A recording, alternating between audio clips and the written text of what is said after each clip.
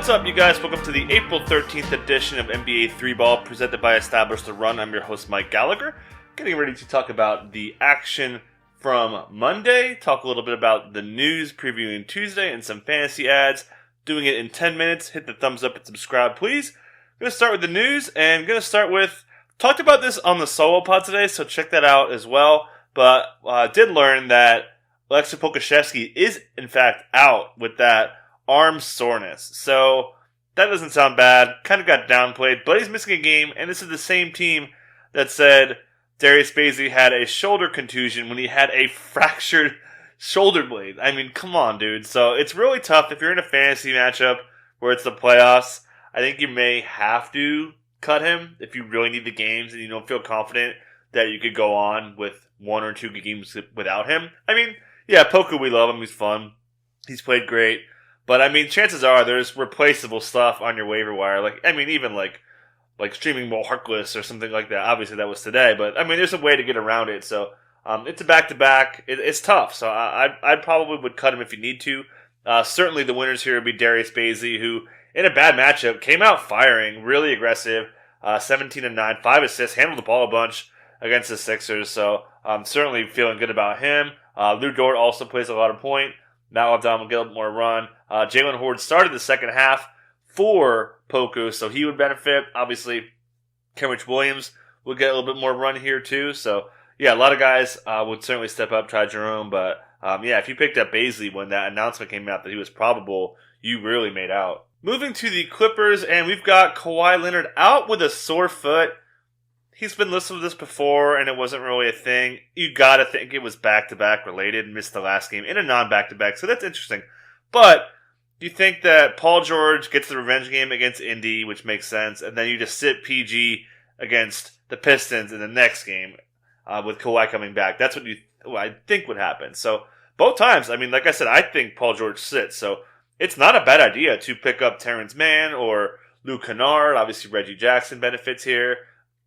With at least one no Kawhi game, certainly Marcus Morris. Those guys, Morris may get rested too in the second game, so keep an eye out on that. But this is not surprising. The Clippers are going to rest guys. So as great as Paul George has been, he's Western Conference Player of the Month. Like he's gonna miss back-to-back games. It feels like. Moving to the Hawks, we've got Danilo Gallinari doubtful for this one after he did not do shooting drills today. Trae Young did and is questionable, so it sounds like Trae has a pretty good shot to play, would obviously start, move Brandon Goodwin to an insignificant role. While we're also getting an update today, hopefully today, on Cam Reddish. Certainly won't be back ASAP. Probably will miss time, but keep an eye on that. Also getting a John Collins update in 2 days, so we'll see what's up with that. Without Gallo, we'll see a little bit more of Sir Nathan, certainly more Solomon Hill, and more minutes for the wings as they go smaller. Bogdan, great news for him too, being so thin up front. He could really carry the load at 3. Last one here, we've got no Fred VanVleet again. Kyle Lowry not on the injury report, and they could also get Paul Watson back.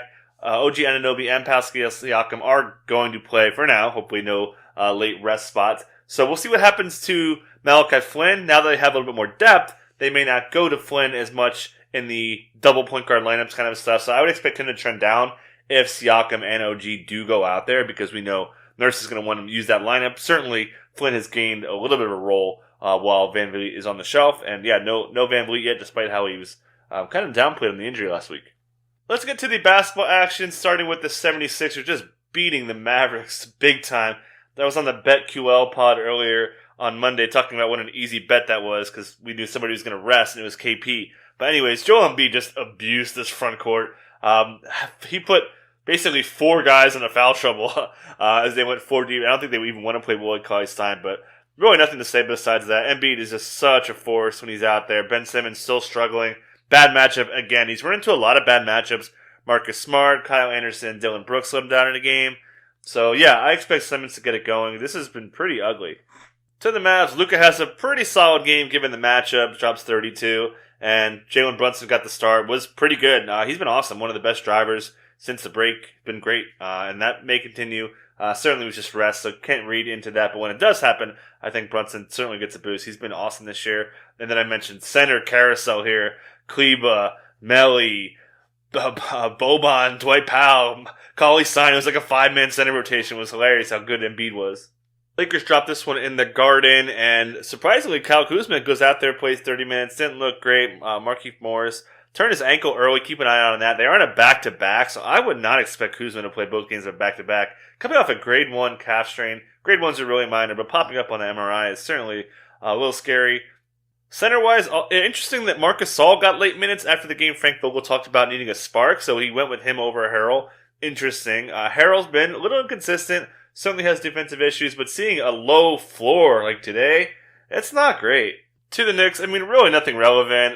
Noel's been better on the defensive stats, looking a lot more comfortable, healthier as well. Randall's been awesome, no doubt, probably the favorite for most improved player.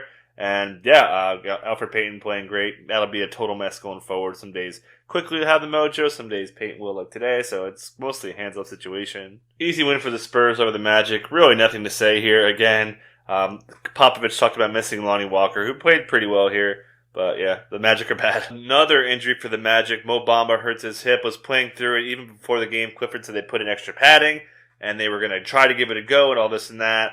Makes it 3 minutes, does not return. So we had a little bit of Robert Franks, who I am calling Bobby Hot Dogs, get some run out there. Pretty bad numbers in the G League, kind of a scorer. It was with Lakeland. Preseason with them and all that for camp and stuff. There's nothing really there. So really the only takeaway is Wendell Carter Jr., who had a pretty good game. And before the game, Clifford actually talked about using Wendell Carter Jr. more in the post. So that's encouraging, especially now with basically no backup. Franks is more of a 4. So Chuma Okeke also returned. Looked pretty active. Moved around pretty well. Got 15 first half minutes despite having a minutes cap. So I think Okeke's ready to go. After this little hip thing, should be smooth sailing. Rough game today, but that'll happen. I think it'll be good the rest of the way. Grizzlies get the win. Just total JV smash. Kind of saw that one coming. He's just rolling. Nothing to say. John Morant, man, just too much of this longerish two. Not like he shoots at the rim a lot, like 44%. But the rest of his 2s and 3s are just bad. He's horrible at 3s. You can't make corners. You can't make anything. He's taking too many of those little floaters. He's not that great at those, like 40%. It's pulling him down. He's having a disastrous year. There's really nothing else to say. It's kind of a lost second season for him. Bulls dropped this one, but a lot of interesting stuff to talk about here with the closing lineup of Kobe White, Troy Brown, who defended John Morant late, Daniel Tice, Zach LaVine, and Vooch. Really interesting to see them go that route. Satoransky's really lost his mojo. Billy Donovan the last game really talked about how their defense is falling apart, and that's partly on Sato. So Satoransky, who looked unbeatable as far as like a fantasy guy, is beatable, and it's by Troy Brown Jr. because Kobe White can't defend on ball. I thought Brown did a pretty good job on Morant, pressured him, made him kind of uncomfortable, taking stuff he didn't want to do. So I think Troy Brown Jr. could start cutting into Satoransky and Kobe White. Obviously, Lauri Markkanen, that's old news. He's just dead right now. Thad played great here too.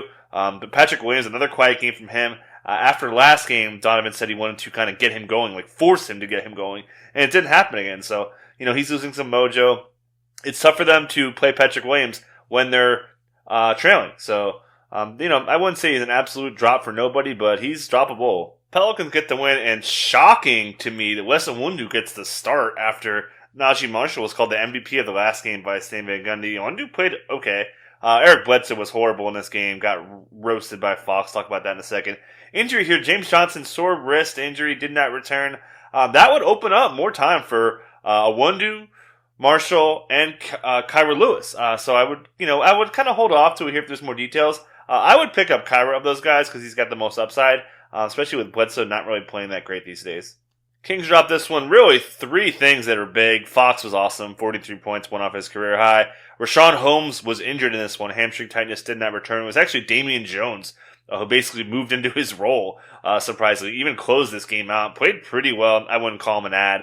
We'll see if this tightness thing will keep him out. Certainly keep an eye on that. And then Buddy Hield snapped his streak of played games. We saw Mo Harkless get more run and Halliburton getting the starting lineup, but I'm into Harkless, I guess. I wouldn't really bend over backwards to add him, though. Huge win for the Wizards. Bradley Beal on a minutes limit. Gets 37 minutes, is that including me. Looked great. Got the touches. Mentioned in matchups that his touches are back. The last couple games, his front court touches have really started to spike again. So, love to see that. And then Daniel Gafford closed. Has been great. Scott Brooks loves him. So, definitely into that. And Denny Avdia is going to be bad. And now he has competition for his minutes too. Donnie Mitch goes off, 42. Boyan also goes boing, 33 here too. So it's against the Wizards. Certainly great DFS plays. Props to you if you played in it, but really nothing to take away from here with Mike Conley resting and Jordan Clarkson still missing time with the ankle sprain. Well, Jamal Murray got hurt. It's rough. I actually recorded the ads page before the game got final, so Facu Campazzo and Monte Morris would be ads. I prefer Facu because Monte Morris still has minutes cap on him, but what a blow, man. Hopefully Jamal Murray is okay. Already over 10 minutes, so going to have to skip the crazy Steph stuff and the Suns 3 balls. But yeah, Daniel Tice, certainly worth it. Finney Smith, same thing. I think Daniel Gafford looks really good with the starters. Closing is big. Scott Brook talked about upping his conditioning, so that's awesome. Mo Harkless, for now, until Marvin Bagley comes back, I think he has some value. Seems like he likes bringing Halliburton off the bench. Bazemore, kind of same thing. He'll benefit a lot while Oubre's out, but I think he'll still have a pretty nice role with Weissman down. Kyra Lewis, if you want to take advantage of the James Johnson news. And then Troy Brown, if Sato gets unseated, don't see it happening, but possible. And then KJ Martin with DJ Augustine going down, they kind of mixed him in more. That's it. Catch you next time.